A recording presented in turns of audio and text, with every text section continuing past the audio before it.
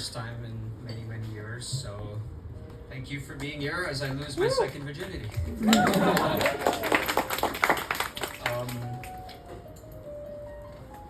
I'm performing a poem, and I'm going to preface it a little bit to give you some context. We live in a white world, whether we like it or not, and the year was 2020 when this poem was first born. Trump was in power. I didn't believe it the first time, I didn't believe it the second time. It still happened anyway. George Floyd just died. I was confused. I didn't know what to do. And then I saw the protests, and I still didn't know what to do. And then I saw a George Floyd challenge. Do you guys know what that is? So you know how he died, right? Knee to the neck. People didn't believe that, so a bunch of white people in the US, sorry, not all white people, but of course the ones we know what kind. They started the George Floyd challenge, which is where they took photos of themselves with someone on the ground and someone's knee on that person's neck to show that it's not possible to die that way, or something like that. Essentially, they turned it into an ice bucket challenge. And that kind of got really, really deep inside me. And that place inside me is where the poems come from, because I don't know how else to process those kinds of emotions. Screaming isn't enough, therapy isn't enough, that axe place where you throw the axe is not enough. Somehow it's just that place is poetry. So this poem was born then, and then when I heard about hope and resistance, I thought, wow, this is perfect. But it wasn't a poem meant to be written. It wasn't a poem meant to be heard. It was meant to be written or read. So then I transposed it. So the meaning is the same, and it's hopefully a bit more poetic. I'm sorry for the parts that don't rhyme. To my friends who speak out against discrimination, I hear you. I see you use your voice for those who have none. Know that your voice helps and that it's worth the fight. We cannot tolerate intolerance. The racism is real, the reality is painful, and the pain is exhausting.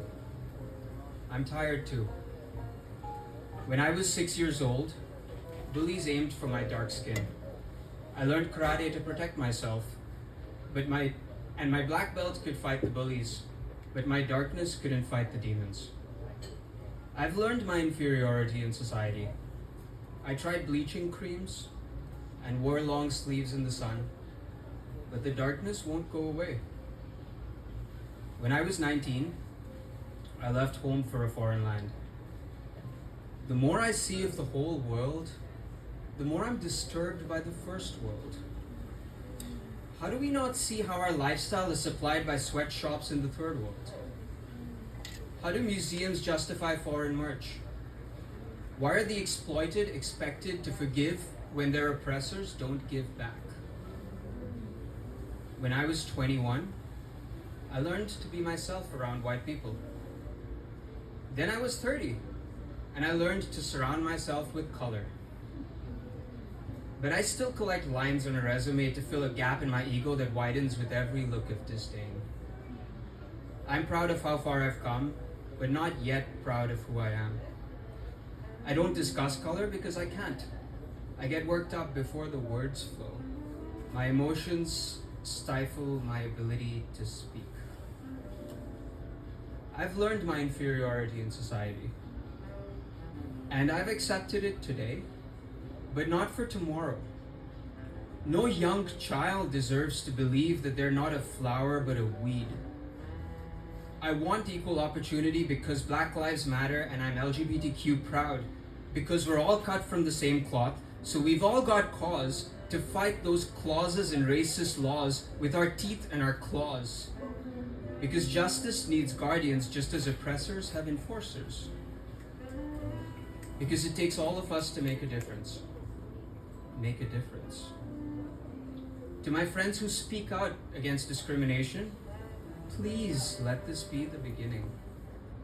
Please keep the conversation flowing, following your words with action, because our words can change minds, but only actions change our ways. So don't share that post and walk away. Walk the talk, stand your ground. Your privilege will protect you. Make your actions felt and your voice heard. To my friends who stand up against discrimination, you are the change we need to see in the world.